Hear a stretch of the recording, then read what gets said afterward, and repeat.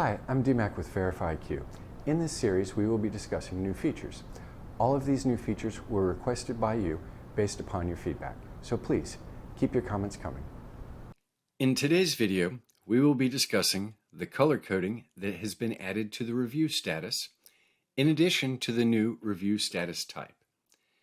Previously, there were 3 review statuses: initiated by bookkeeper, submitted to reviewer, and file review completed.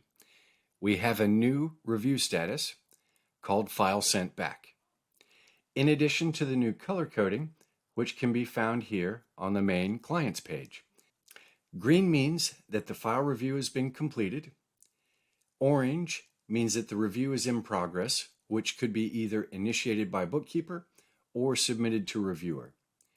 Red means the file is sent back to the bookkeeper by the reviewer for additional work.